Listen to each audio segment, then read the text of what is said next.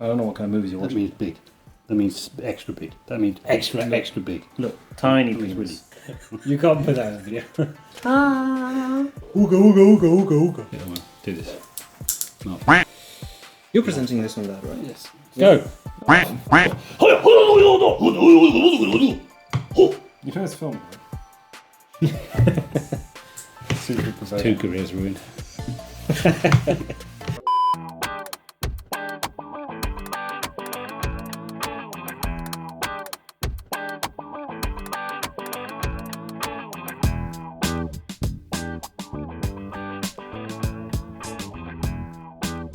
Konnichiwa! Welcome to another great episode around Japan, where we're focusing today on Japanese independent watchmakers and going deep into rural Japan. Let's start with a little wrist check. Max, Kuoe. how wonderful! Kuoe is, and I'm sure you'll be talking about it later, but it's my latest acquisition, and it actually was a gift from Jason after a trip he'll be talking about where he went to Japan, and I've never really was obsessed with field watches generally, which is why it took me such a long time to even touch that, and Hamilton's never did it for me. Yep. And this to me scratches the itch without needing to buy a Hamilton or going very vintage and buying, a post World War II watch. So I'm very happy with this. Awesome. And on the back, it is engraved. TouchMyClock. And Something I'm not yet, but hopefully by the release of this episode, an architect. But for now, I'll stick to designer. And for my wrist check today, surprise, surprise, it's a Kuoe! And it's the old timer. And again, on the back is put Touch My Clock and Chef. So Well, there's a little bit of a theme. You have a green dial, you have a brown dial. Yeah, I what dial do believe, you Elliot, have? you have a blue dial. You can post Photoshop, put it on my wrist, because Oh, someone forgot the Kuoe episode, and he forgot the Kuoe watch, of course. the Kuoe is in another country. I don't live in this country, and I forgot to bring it. So I left it in the country where I'm going to wear it. So there you go. But I'm wearing something Japanese at least. And it's a Seiko from the 60s that's celebrated for the Olympics, Paris Olympics. So, beautiful. Yeah, but it's not Bravo. a kui. It's not a good. It's not a kui. Good. So, guys, please remember, ticket, to Like. and to Subscribe. and click the bell. Follow us. Talk. You can find us on Reddit. You can find us on TikTok, and you can be watching us here on YouTube. OnlyFans. Someone actually yesterday, we were having a conversation. This has nothing to do with the episode. I was having a conversation with someone in the Bit pub, off topic, but and they went, you would get so many more views if you just put your videos up on Pornhub. And they went, honestly, more people would Yeah. accidentally type "touch my clock" by going on. Let us know what you think in the comments of Shall whether we we should open do a a Pornhub? series of Pornhub watch series. Who should we collaborate with? There we go. Johnny Sins. He's Wow. a watchmaker Johnny as well. Sins. Popular And the watchmaker. Ann Summers Touch My Clock calibration. Anyway, moving on to more serious things, we're now going to go through and see Japan, where we went to Kuoe, went to their shop, and actually saw some Touch My Clock fans. So let's listen to them and let's see what all the fuss of this savage wrist check is all about. There you go, that's the end of the episode. We're here in the beautiful city of Kyoto in Japan to see firsthand Kyoto watches, which has taken the horological industry and world by storm. A new micro brand that is just the talk of the whole watch community. Kenji, who worked in London, a Londoner, saw and was inspired by many of the vintage watch shops and has brought that wonderful old classic look, but with some modern technology. And his shop he goes to is so gorgeous and always very, very busy for a really good reason. These are some incredibly special watches.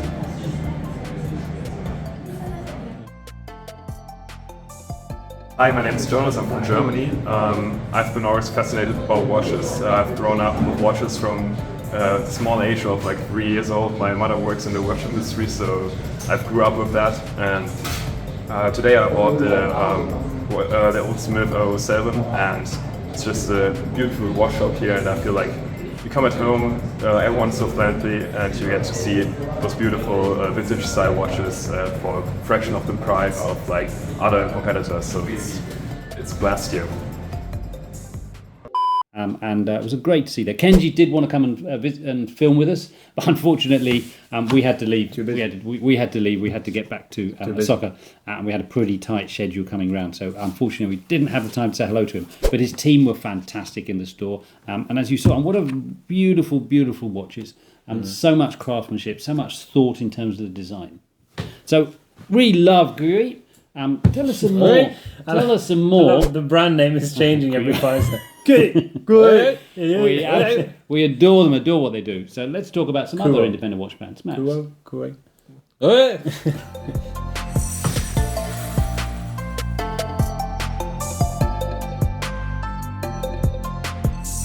Okay. What did you pick? I picked technically it's 2 watch brands, but by the same person. And so I am talking about Hajime Asaoka. Hajime Asaoka was born in 1965, so 4 years. No, it's your age. Yeah, he's your age. Oh yeah. He considers himself a designer as opposed to a 50s. watchmaker. He just says, I'm a designer. He is. He started off as a product designer, and he actually, weirdly enough, was a pioneer in 3D CG. He understands the branding world as well. And at the same time, he was passionate and obsessive about watchmaking. He had there's a very famous book by George Daniels, which is a British watchmaker, which is kind of the father of a lot of horologists nowadays in terms of how to learn how to build a watch from scratch. And he obsessively went through it, and then he created in 2009 technically the first high-end mechanical tourbillon from Japan, which I'm very shocked by that it took this long. And it's selling at Sotheby's for a crazy amount of money. And he took this and he continued making watches. Most of them are tourbillons, but there is one chronograph. But then at some point he realised that not enough people were getting access to his watches, so he started a second watch, Kurono. But first, let's talk about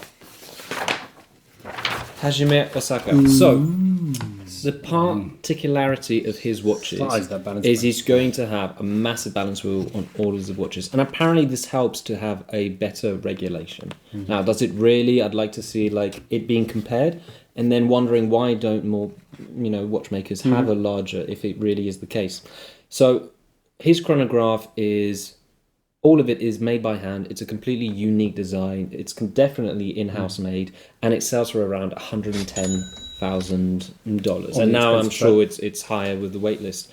And what's kind of interesting is that honestly, in that brand, the chronograph is the only design I really, really like.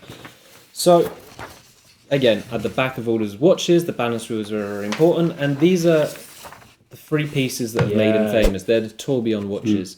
Those are nice, but They don't tell me much. Like there isn't. I understand the beauty behind that bit being handcrafted and the detailing and the blah, blah, blah, but it doesn't give me the same wow effect as the chronograph has. And actually, interestingly enough, these are listed as less expensive than the chronograph. I mean, a see-through chronograph is always one of the nicest things to look at. So that's the thing. Even you take a Seagull 1963 and you look at the movement, it's still nice. So there's a bit of that. Yeah, his topography is beautiful. I love the way he's done his text. Oh, he is. He's a really good design. Incredibly talented.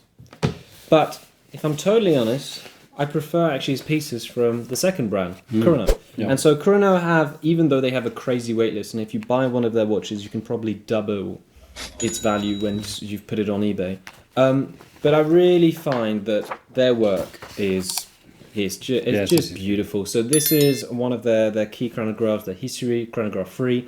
And as you can see, jade green, which is very Japanese, pointillism, which is like this dotted aspect that actually you would see as well in the Kuoe.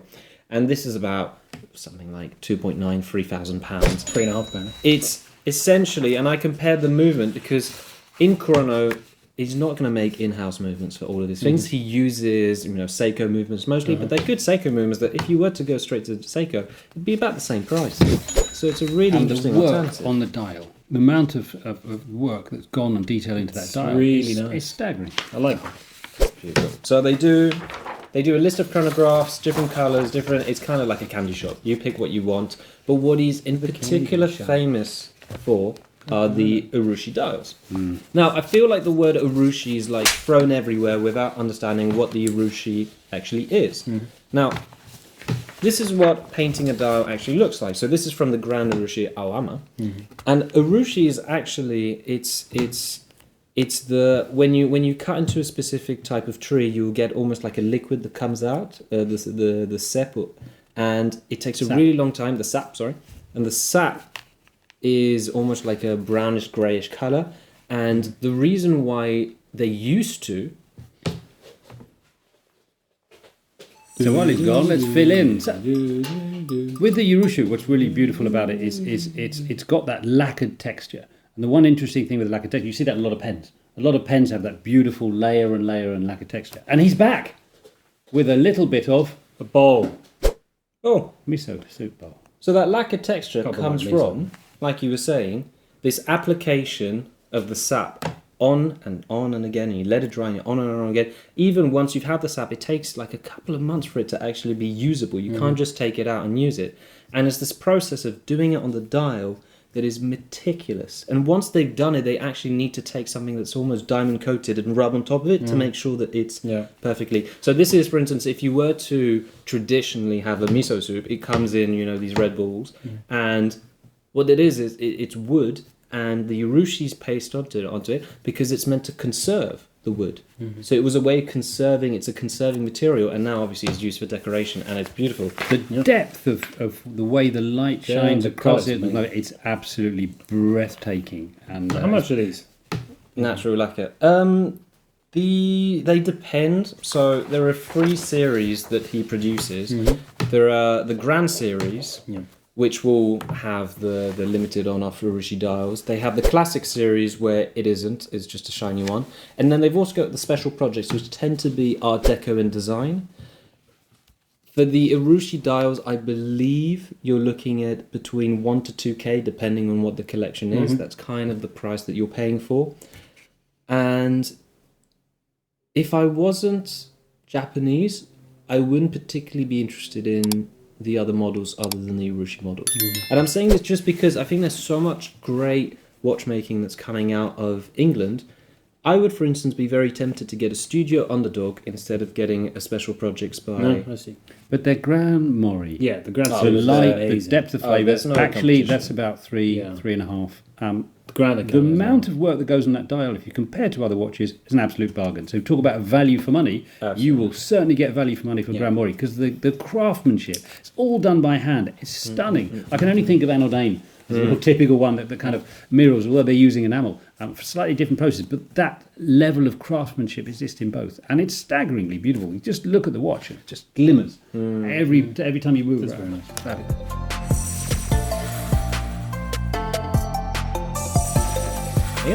Very good. Arigato gozaimasu. Elliot-san.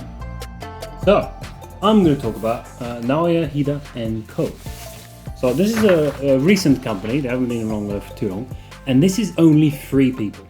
This is what I really like of this brand. Oh, wow. You only have Naoya Hida himself. So he was a watchmaker. He worked in FP Jaune before. So he has really good experience.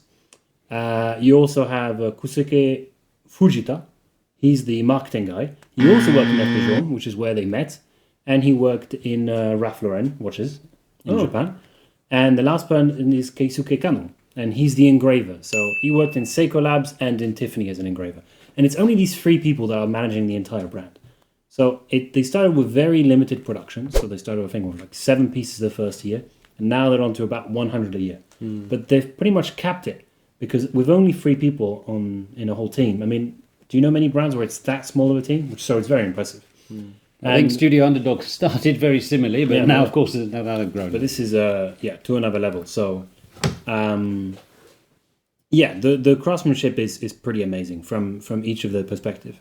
So, first of all, the movement I'm going to talk about, what they put in, and basically every single one of them, is 7750, but they've highly modified it. So, I find it a bit strange when brands really put a high cost but don't do anything to the movement. I think that cheapens it out, but here at least there was some modification to it. Why are they using a chronograph movement? So they use it because it's a good base model because it's incredibly accurate and it's for good pricing and stuff. And they removed They removed the chronograph module. They removed the automatic module as well, and they made a handmade base plate. So this whole base plate is newly manufactured to encapsulate it. So that's the movement they use. And then everything you see on the dial is hand carved. So all the numerals are done by hand, painted by hand. The moon and all the stars are done by hand. The writing, no, that's done by machine. But even all the indices on the side are done by hand. So engraving work is really impressive. And you look it up, if you look it up on a microscope, you can really see it that it was done by hand. Not many brands where they laser it off or do it in a computer. So that's quite unique. And they came recently with a full gold case of the Type 3. And they did engraving on the case itself, and it's very impressive work. I mean, it's very meticulous. I'd love to see the macro shots of that. Yeah, see that in detail. It's lovely contrast with bright blue hands. It's a bit expensive. They're about 20 grand a pop. So you've got that cost. But there you go. So that's about it. But I mean, the nice thing, what I kind of like is the allocation of these are not done by word of mouth.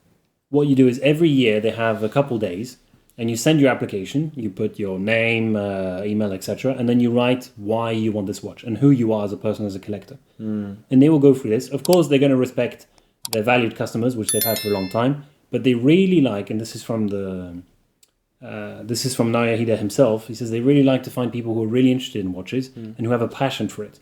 And they like to spread this kind of love around. Well, that's a very Japanese thing, because even with the brand I was talking about, they have made collections where the box will have the name engraved of whoever's buying it to make sure that they don't get resale very quickly. Yeah. And they even pushed it further. They even made certain models only available to certain genders, which was very controversial in US markets, because they went, sorry, I should be able to wear a female watch. I shouldn't be able to... And it's a weird one because I'm on the fence with it.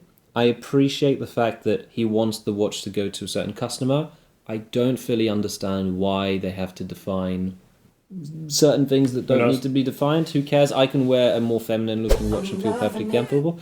But at the same time, it's you normally expect it to be smaller, I think, of any classic. I think maybe it's for the resale... The resale, I totally get. I think that's from that point of view. But what a lovely way of stopping a resale by giving it some real personalisation. And there's a lot of luxury watch brands that could really, really benefit from that. Is that why you put TouchMyClock? Exactly. So all three, TouchMyClock, you can't sell it. Otherwise, everything I normally buy you is on eBay the week after. So I think we've just touched the surface of Japan. And I think there are so many more amazing independent watchmakers to discover. But we've seen three today. They're very, very fabulous, though very pricey. Naoya Hida, we've seen your fabulous Kurono and the Rushi dials, and we've seen our absolute favourite, who we adore, Kuoe. So absolutely three superb independent watchmakers from Japan. We'll see more on this episode. Do remember to like and to subscribe and comment. Arigatou gozaimasu. See you next episode. Bye.